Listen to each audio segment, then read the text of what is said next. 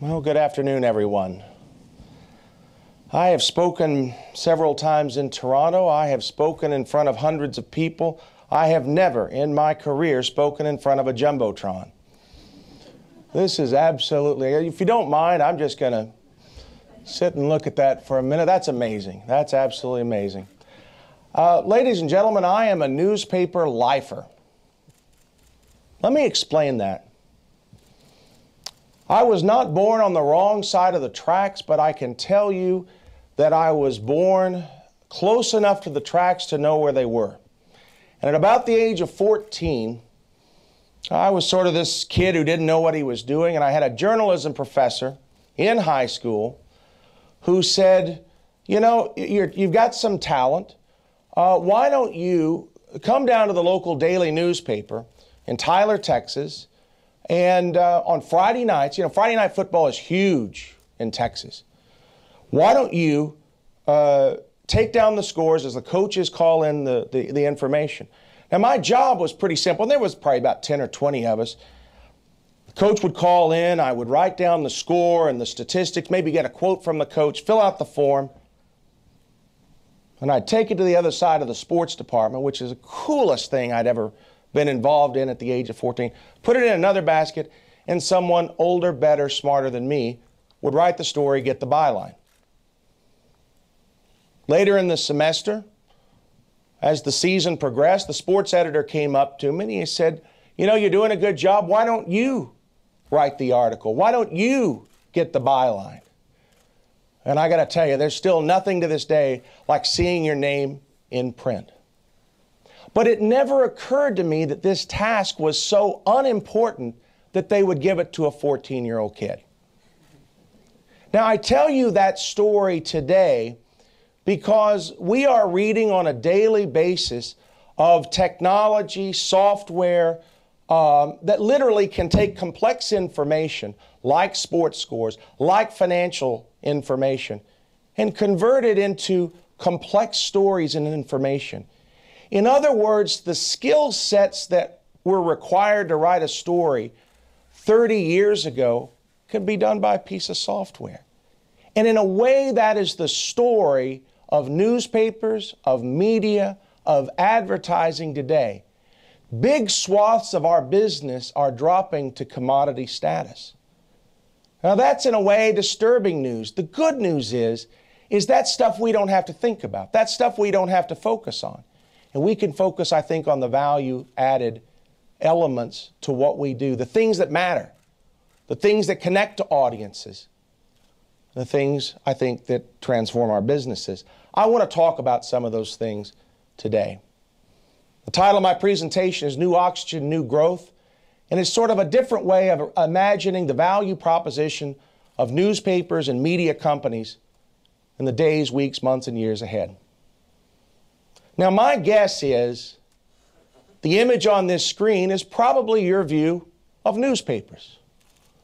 To be honest with you, it's probably my general view of newspapers. It's difficult to disconnect the journalism and the words from the platform and the paper. But something strange is happening today. Something strange in the consumer's mind as we go from print to multimedia. The consumer has a different view of news brands that go beyond the paper and go beyond the print.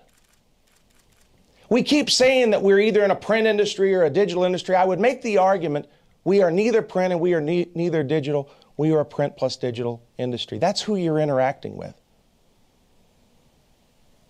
Rupert Murdoch's organization in Australia, News Limited, did some research, and it's like any other media company. Why? You know, is there a decline in readership? What's going on? And they basically said that print is simply less relevant in daily routines.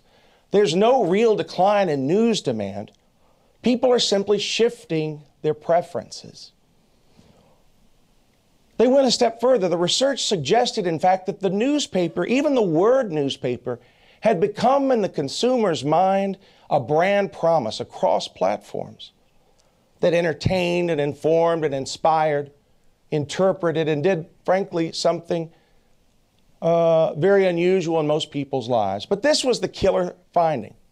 In this ethnographic research, they asked people, as they were interacting, let's say, with a traditional news publisher's brand on a tablet, on a smartphone, on a website, what are you doing right now?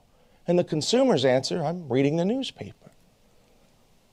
In the consumer's mind, they don't really differentiate. They see a newspaper anywhere regardless of platform.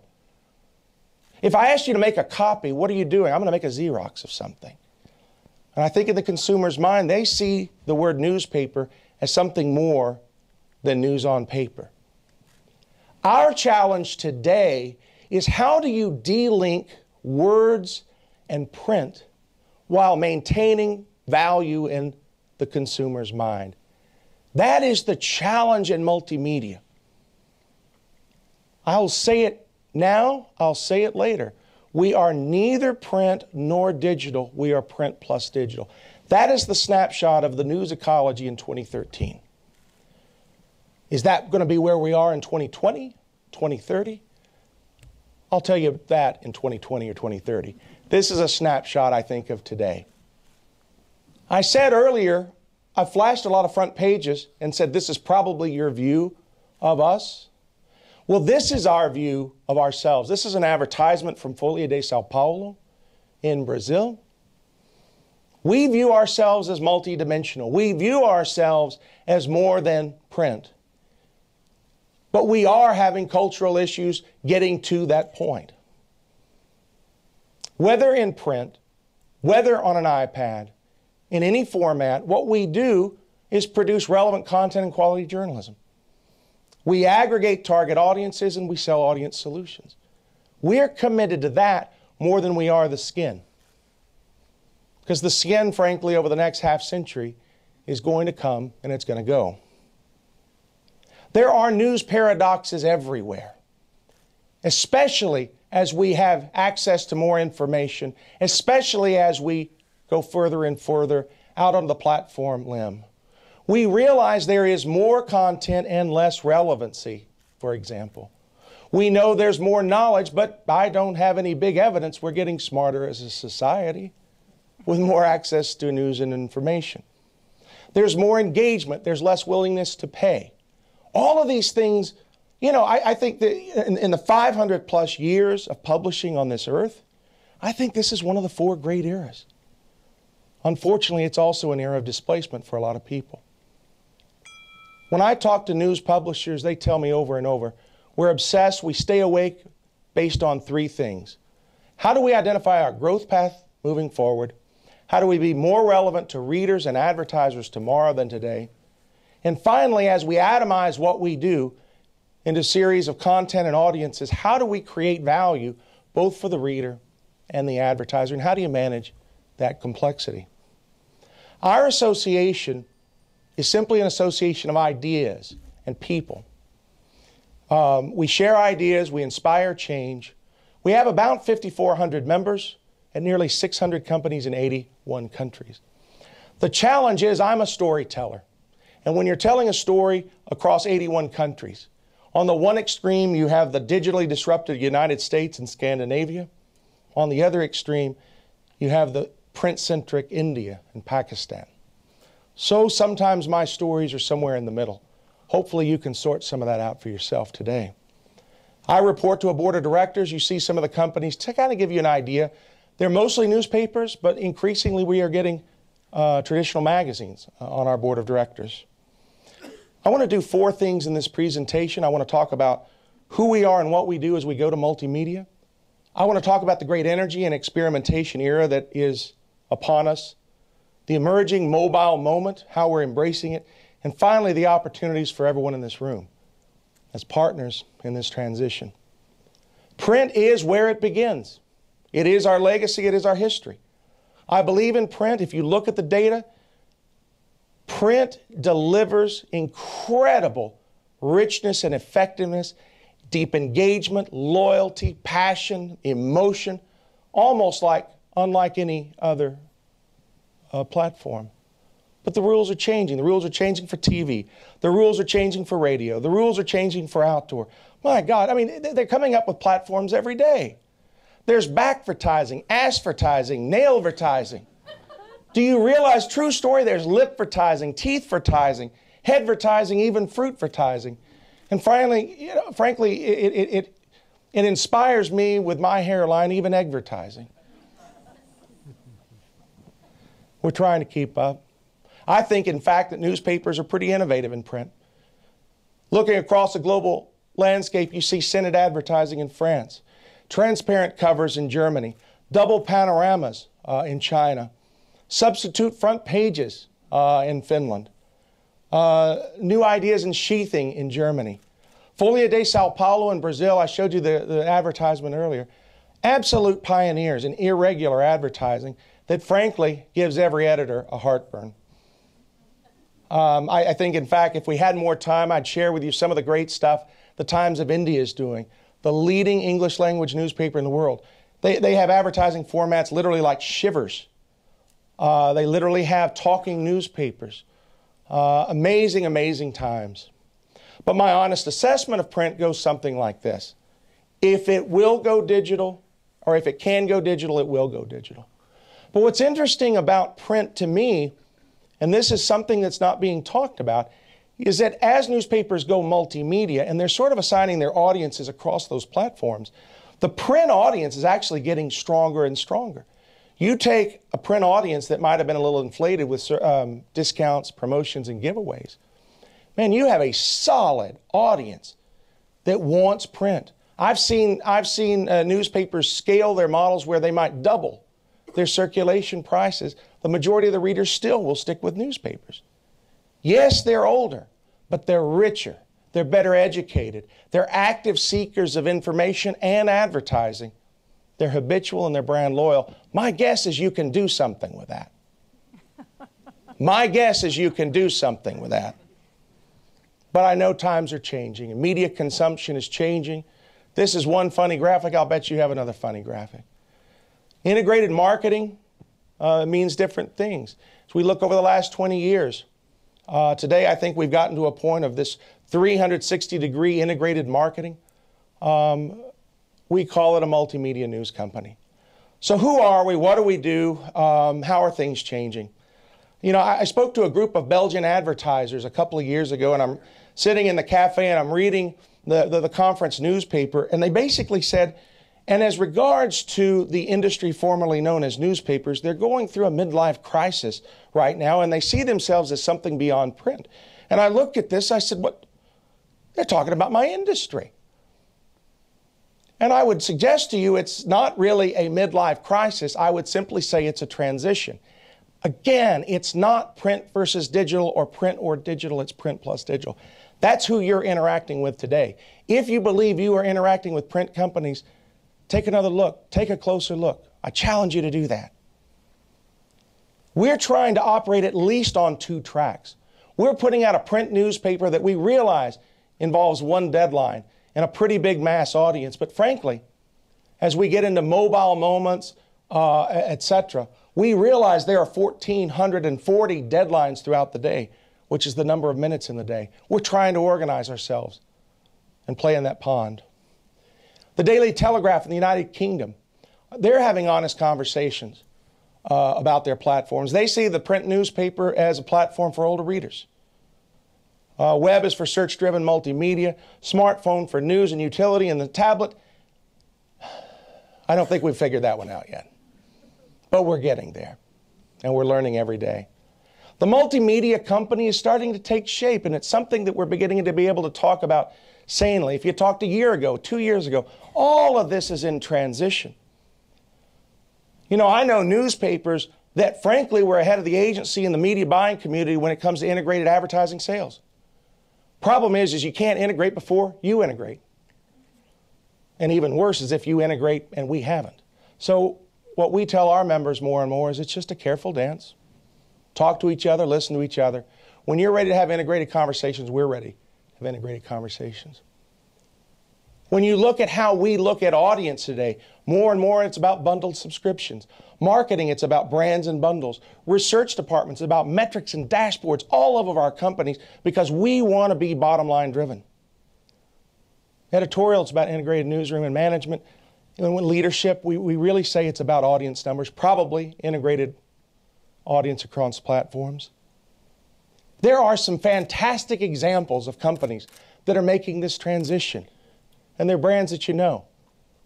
The Financial Times, for example, today has 600,000 print and digital subscribers.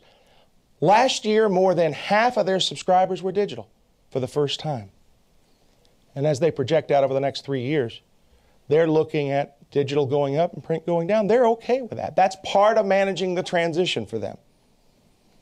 What I find interesting, and maybe it's interesting to some of you, is that 288,000 FT readers actually read on 2+ platforms every day.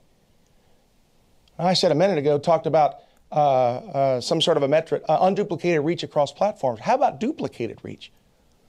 I would like to reach that dedicated, brand loyal FT reader across platforms.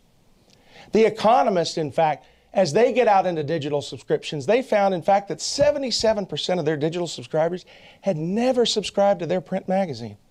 Wow. The idea that digital is disruptive and negative toward traditional news publishers is just not the case.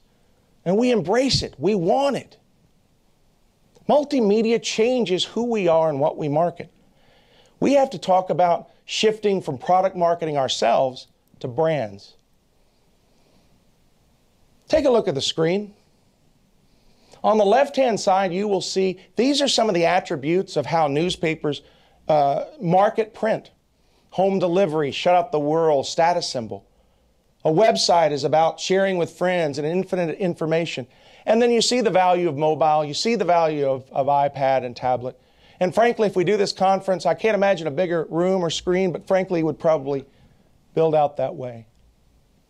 You say, what's the problem, Earl?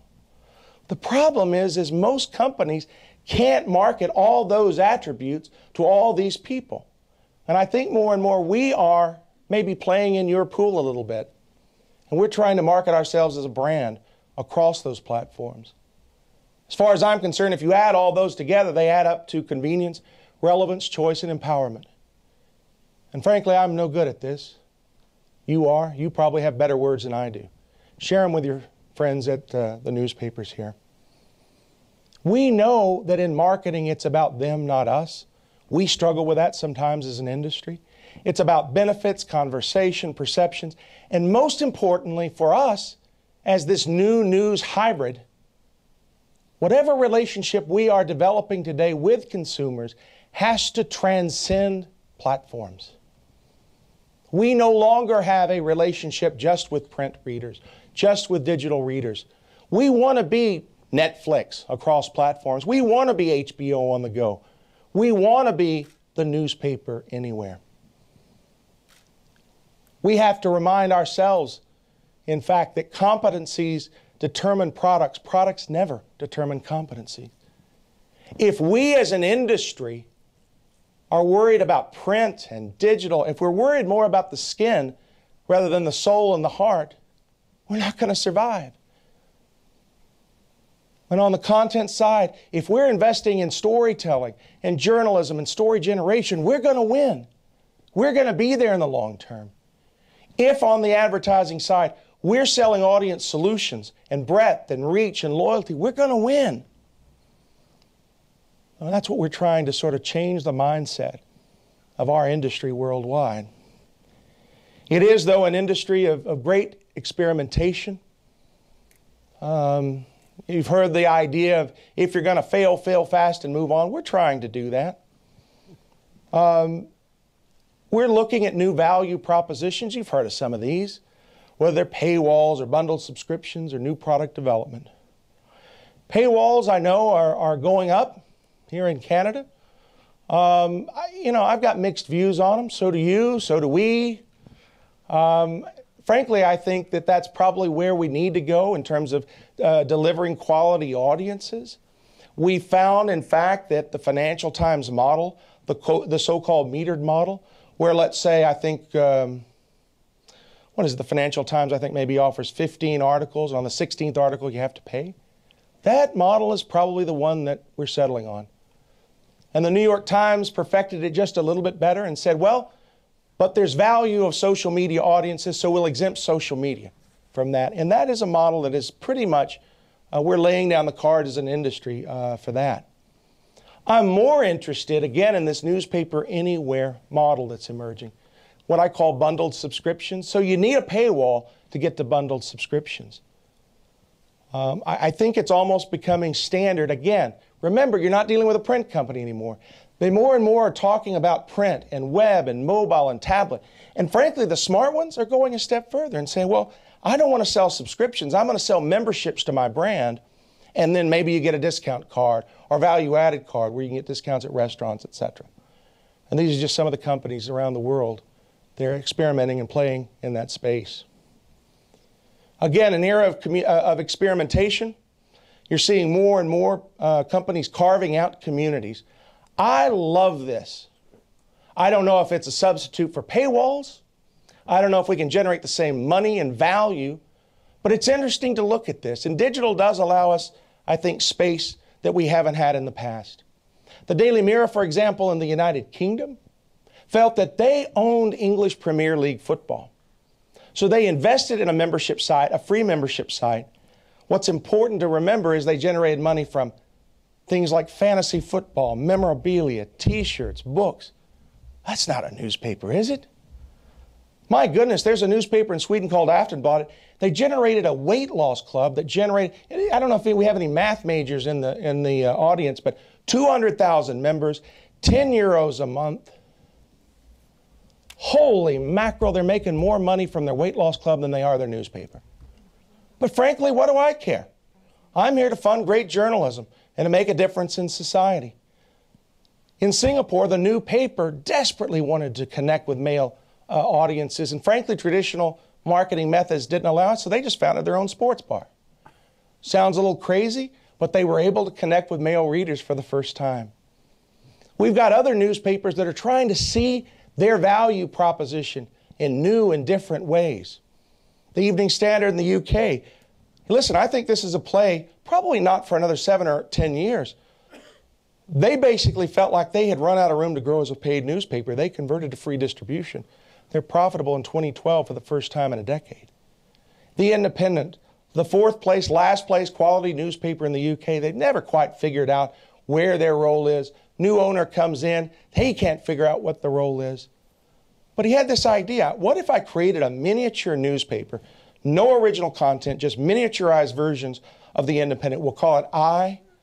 We'll sell it at 20% of the cover price. They went from 0 circulation 3 years ago to over 300,000 a day. There's a serious consideration of shutting the Independent and keeping I alive. Then there's Schibsted in Sweden. Schibsted actually looks at all the challenges that newspapers are having around the world and said, you know what? We have some of those same challenges, but you know, we've developed a multimedia company. We've got a search engine and a classified advertising website. The fact is, the quality of that news audience online is so high value, according to Schibsted, they've created sort of a flinger system to get those eyeballs to, frankly, more profitable parts of their media empire. Again, what are we talking about? Throw the assets out on the table. Reassemble them. It's a new day, and it's not your father's newspaper. There's some emerging mobile strategies. The mobile moment is on us. I'm sure you know that. I hope you've heard of some of it this week. In the next 7 years, there will be 3 billion more people connect to the internet via a mobile device than today. We have no idea what the impact of that is. It's disproportionately going to be in emerging democracies. Think South, Southeast Asia, Africa, Latin America. It's disproportionately going to be C and D demographics, probably not demographics that you're rushing to reach. But I think the weight of the impact is going to be huge. I think specifically on certain media types. And so I'm sort of watching this trend and saying, you know, is it more of a benefit for us, in fact, that there are more eyeballs on content, or is it going to distract people in their existing reader habits? I don't know the answer to that. But to be honest with you, because we're playing in different pools, I don't really care. I'm just trying to manage the transition. I'm just trying to manage the economics of this. If you want to understand the mobile moment, this is it. It's two numbers. 86% of the world today is connected via mobile phone, but only 33% is connected to the internet.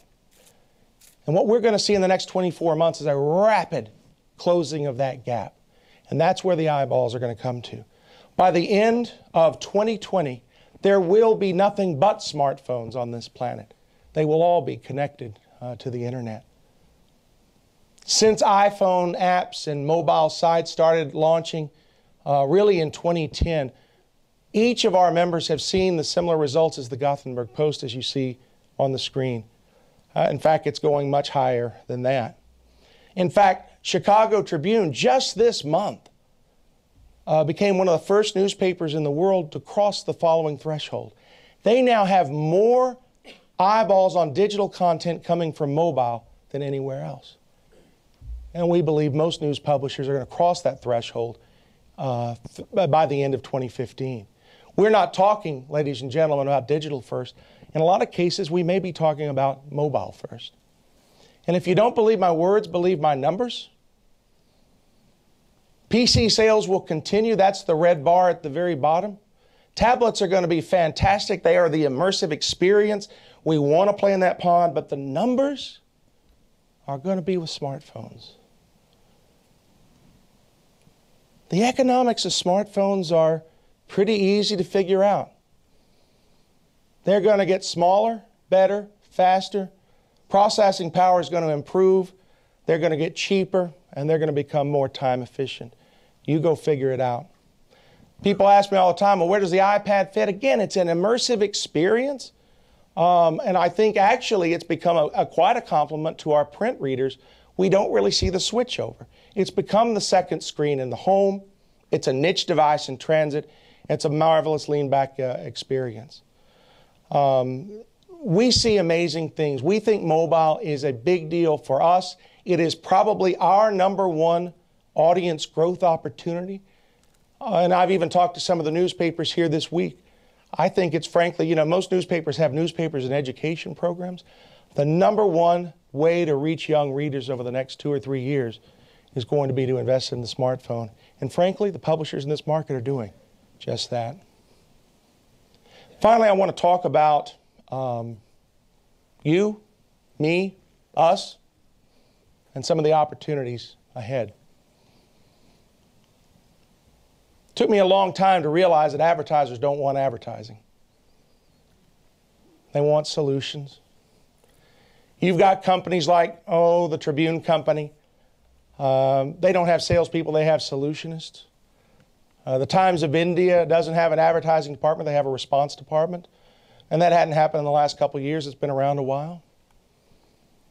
Culture change happens one bit at a time, I'm afraid. As in terms of our interactions with advertisers, we find, in fact, that the baseline needs of advertisers are less about space, it's more about real-time solutions, engaging solutions, relevant solutions, personalized solutions, all of which need a social component. I guess you heard that earlier today. We realize that we're shifting from pure reach to quality reach. You want target-rich environments with high engagement and purchase intention and actionable audiences. We get that. And we, in fact, are trying to reposition ourselves as that solution provider. We are not a one-trick pony.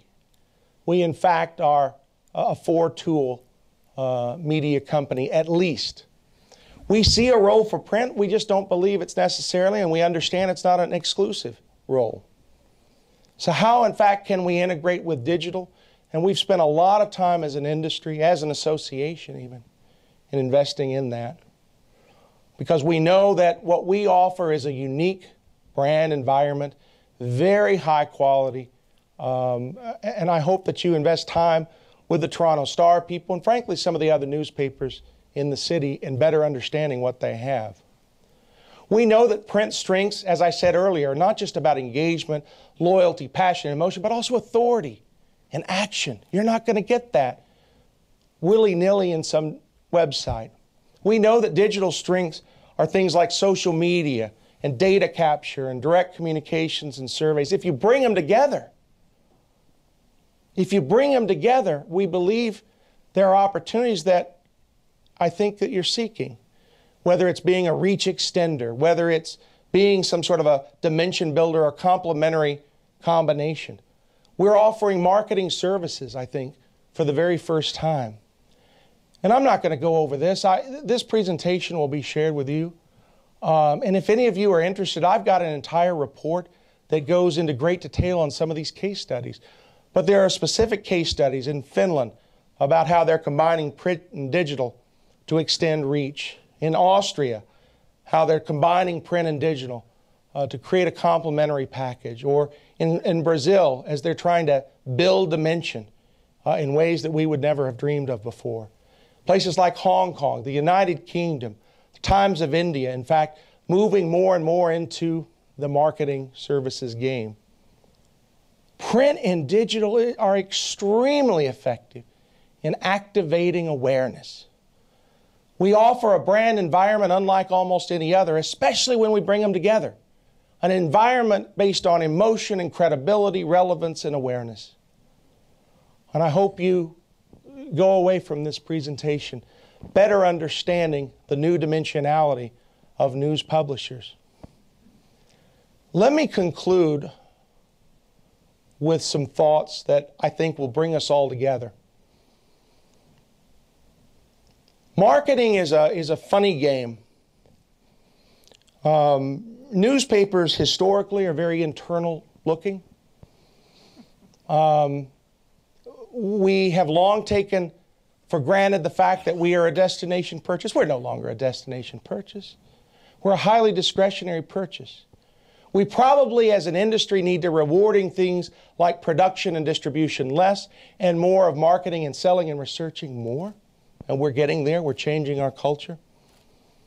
Our challenge, you know, the companies I've talked with here in Toronto in the last 2 days, is over and over to recreate demand for products.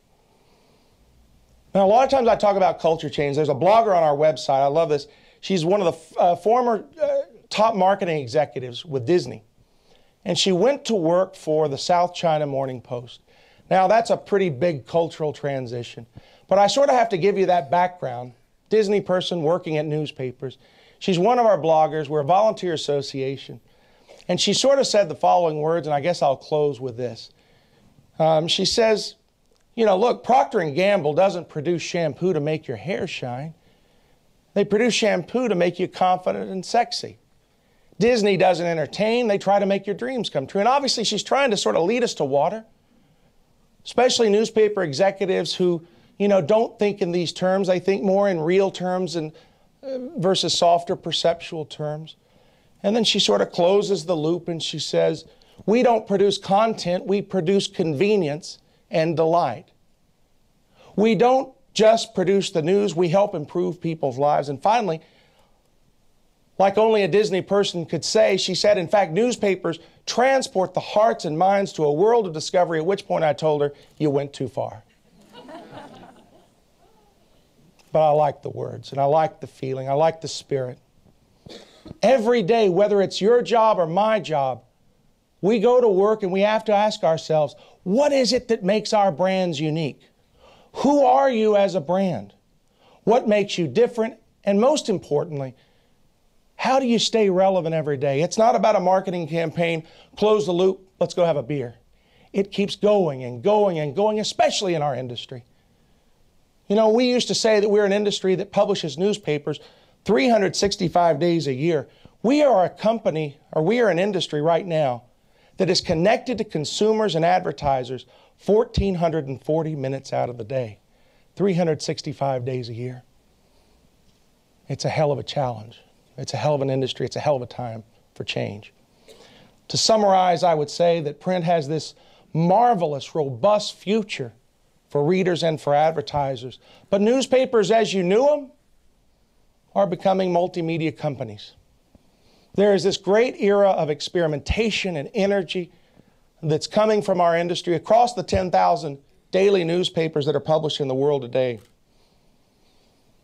We're looking at different opportunities. The big one that's out there in the next couple of years is going to be the development of mobile, specifically smartphones and tablets.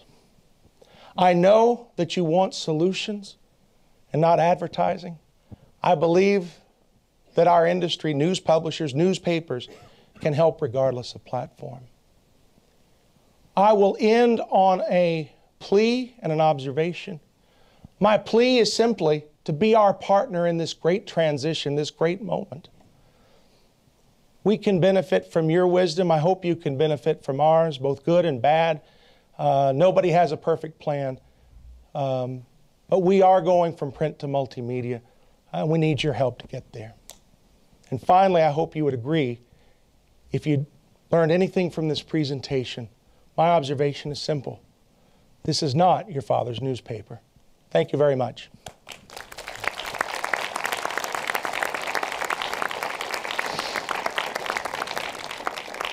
And as I understand, there are questions and there are microphones. I'm more than happy to answer any questions you might have.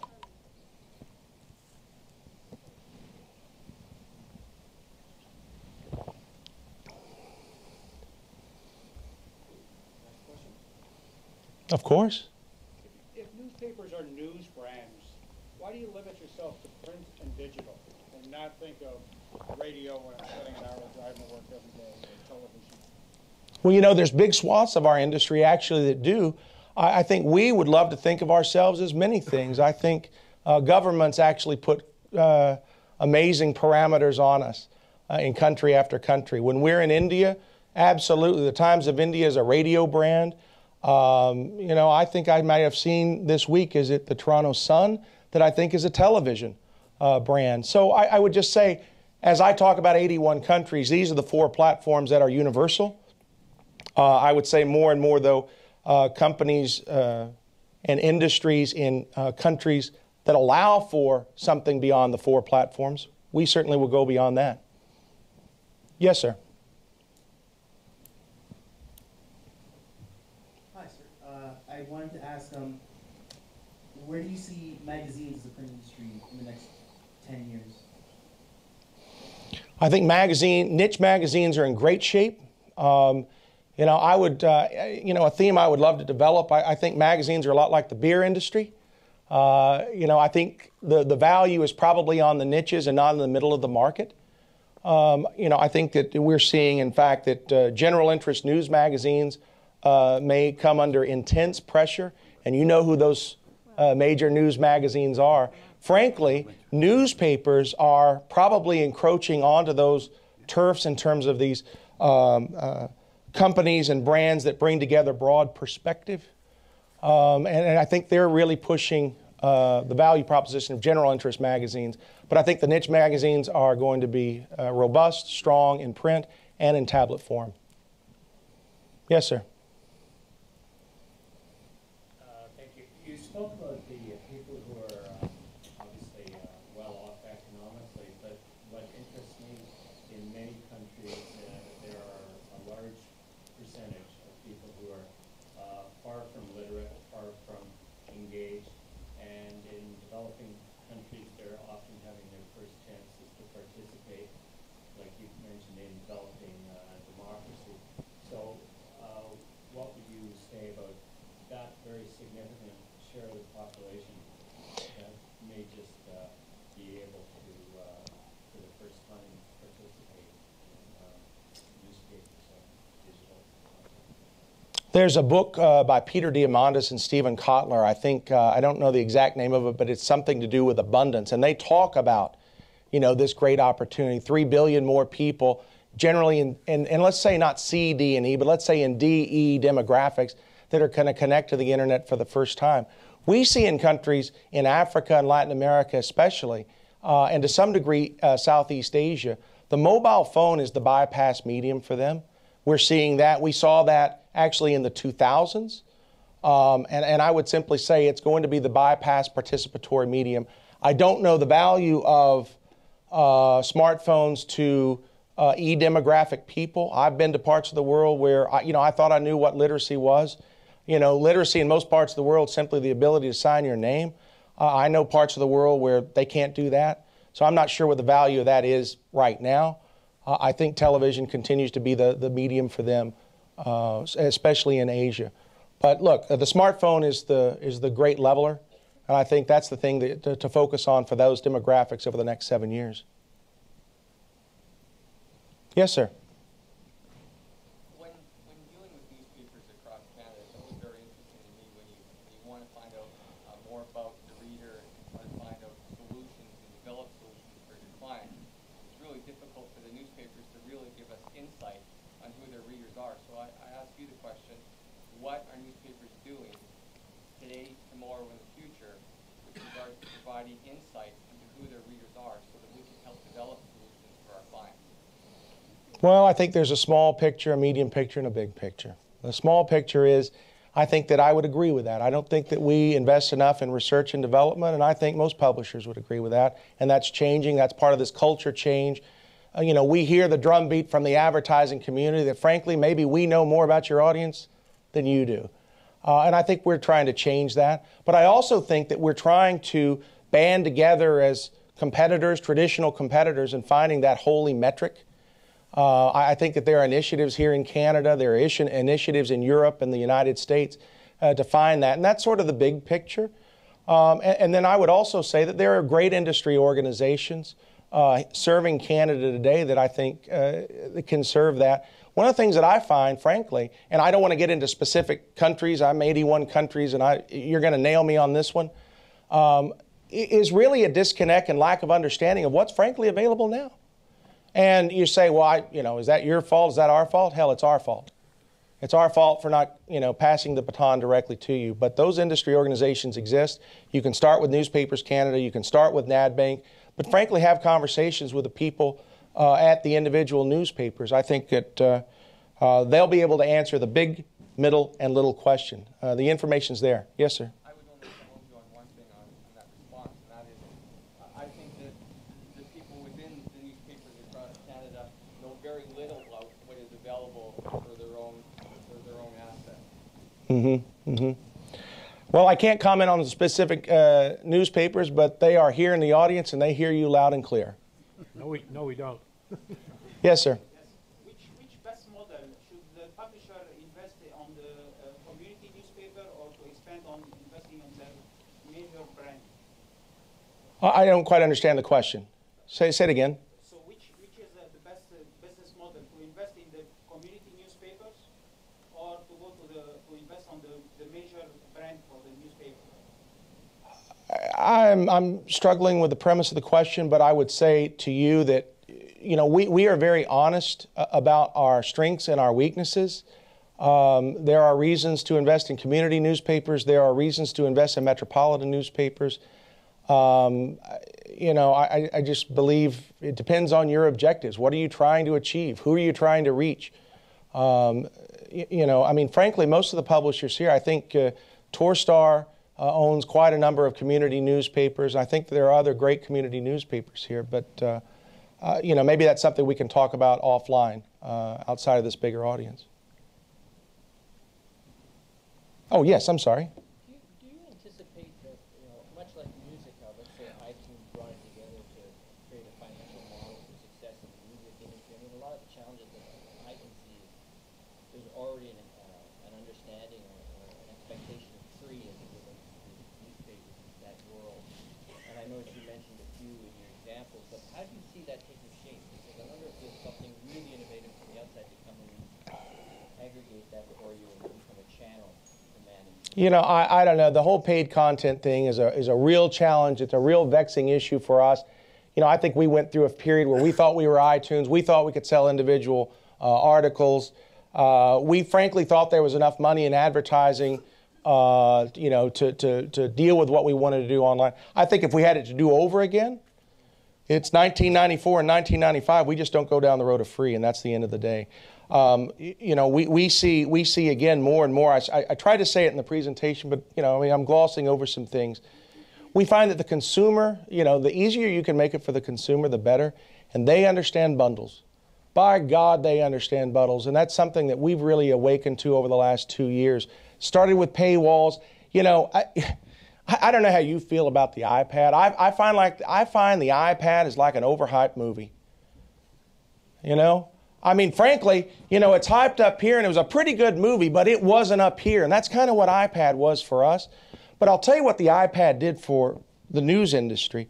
I think instead of it being the end-all, cure-all for all of our ills, it ended up being the tipping point for us imagining ourselves as multi-platform companies, and that we can bring these together into a newspaper anywhere bundle that the consumer wants and that the consumer understands.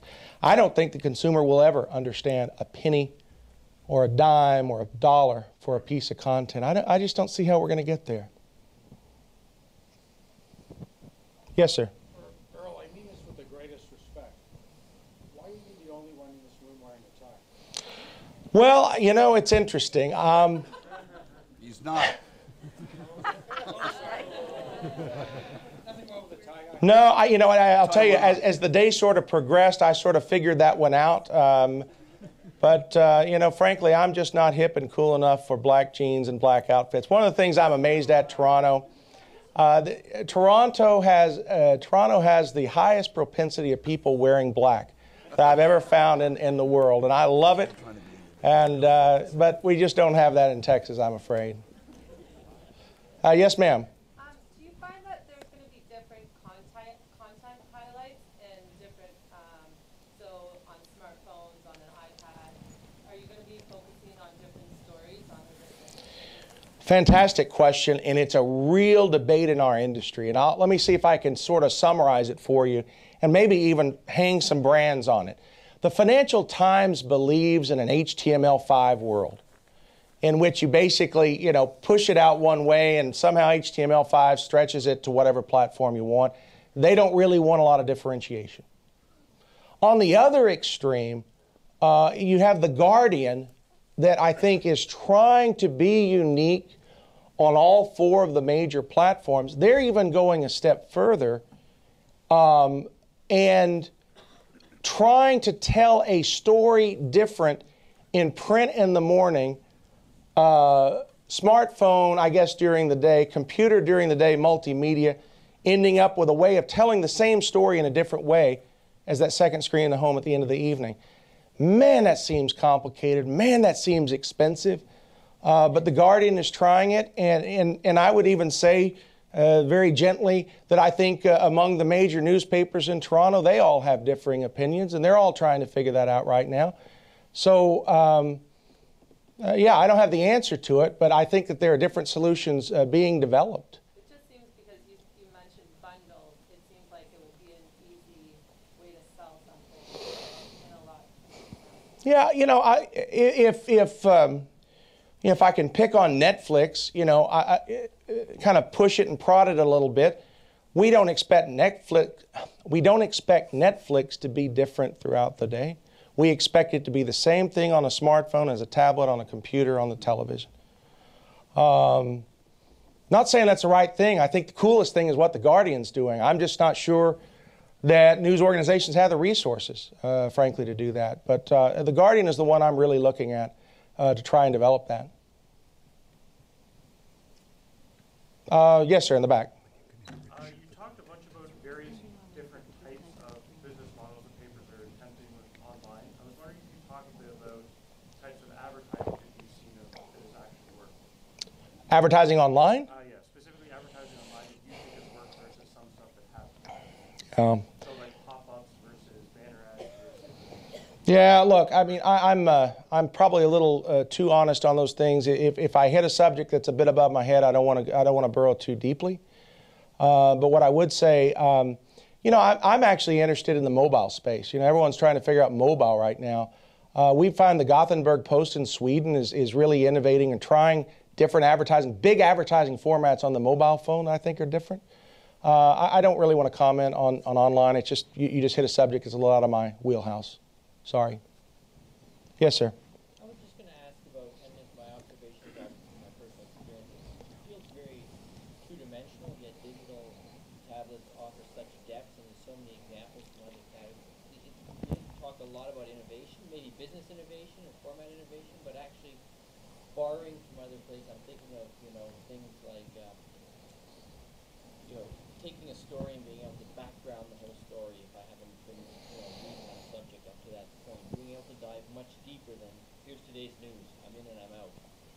Yeah, you know, there are news organizations that, in fact, are investing heavily in trying to understand that. The New York Times has a research and development lab that specifically is looking at things like that, looking at different ways of displaying news. For example, here's breaking news. Somehow you flag it, and you can basically follow that story in subsequent days. What I find interesting, and actually I was shown something like that this morning on a mobile app, something called Carta. Does that sound familiar to anyone? Okay, well, I was sort of watching a similar format. It's just not gone into the mainstream. We've got all these ways of slicing and dicing and news and content. I understand the concept of show, don't tell. But to be honest with you, I've yet to see beyond video anything in terms of in the online space beyond text-based news and information. And I see the pictures, I get it, but no, I have never seen this leave the research and development area of these news organizations, whether that's New York Times, United States, or Axel Springer in Germany. A number of these big mega companies have research and development labs. It's just not made it into the mainstream yet. Or maybe I should put it another way. If they did introduce it as a plug-in, it's never caught fire. I would say that we also look at Google Labs and what they develop, and I would say something very similar about some of their experiments. Where is it? Has it crossed over? No, not yet. Yes, sir. Internationally, is there been an adjustment to the pricing model of newspapers? As you mentioned, demand has gone down. You're asking for patience as we retrade to demand. I don't see the value in pricing coming down as much as a purchaser of newspaper advertising. You know, I would even say, and again, it's a tough story to tell over 81 countries. You know, in India, they sell their newspapers, I can't make this up, for about 1 penny, okay? And they have an entire rationale. I say, well, why don't you just go free? And they've got a reason for scrap paper and recycling, et cetera, for that. The trends very much in North America and Europe, in fact, North America specifically, is probably to get the price, the circulation price, up to perceived value of the core audience. And probably to let these new digital formats take care of fringe audiences, which is what we've done in the past. If you look worldwide, North American newspapers are dramatically underpriced versus their colleagues in Europe and to some degree in the Asia-Pacific region. So if anything, that's sort of just adjusting itself out. But I would say different markets are different places in their evolution. North America right now, again, I think that they're trying to premium price, core circulation, core readers, and let the new digital devices deal with probably those audiences that were attracted by discounts, promotions, and giveaways over the last 20 or 30 years. Question, yes, ma'am. Well, most of us are familiar with the Guardian's 3 little pigs work that won at Cannes. That's great. Can you give us some texture around that? I can't, but I'll tell you, the Guardian does a pretty good job of positioning its brand. Times of India, VG in Norway, New York Times are probably the 4 best in the world. Very, very consistent. You know, obviously they came out with a winner with that one, but I don't have any deep background on that.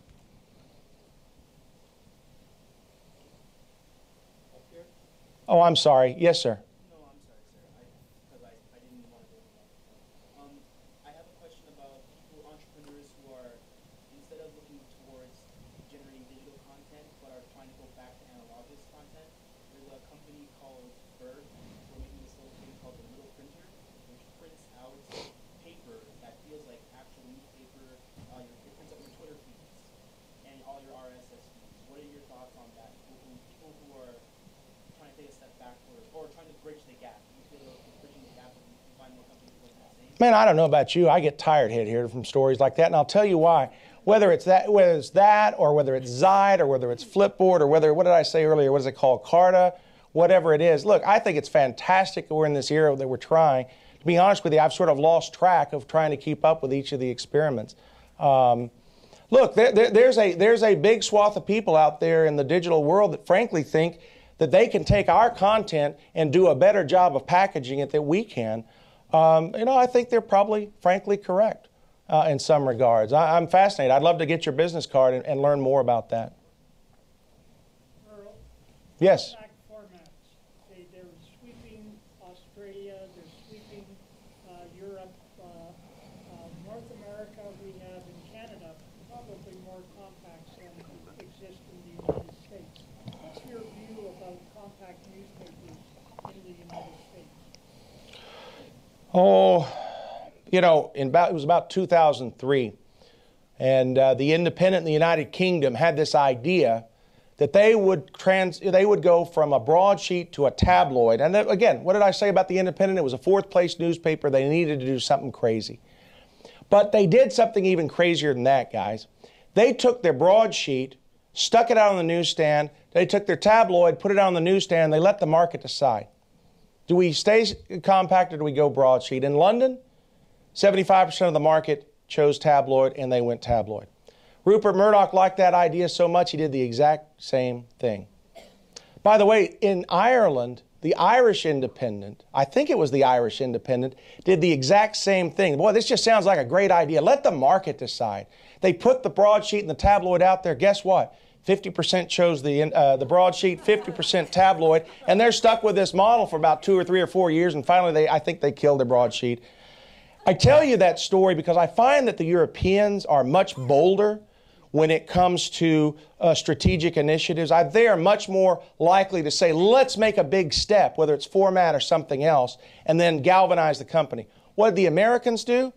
Well, they went to format change too, Lynn. I don't know if you didn't get the memo on that. They did it 1 inch at a time over 10 years. And so we've slowly but surely gotten to it. And actually what's happening in the United States, as I understand it right now, is the big changes in format, like with the Cincinnati Enquirer and I think the Columbus Dispatch, when these newspapers actually changed their printing presses, they actually made the bigger leap, or they're making the bigger leap. Not some to pure tabloid, but also to Berliner format. So it's happening. I do believe in smaller formats, but I mean that's something for the consuming market to decide, not me. Yes, sir. Many successful digital companies have taken user content and aggregated it, summarized it, formatted it. Travel reviews, social information. Where do you see the aggregation of user content play in the newspaper industry? I think it's a source. I think that the more clever publishers are there's a strange story, and when you have a good idea, you just sort of want to throw it out there, and you're going to have to do something with it. There's a newspaper in Utah called the Deseret News. It's a Mormon newspaper. It's a Mormon church-owned newspaper.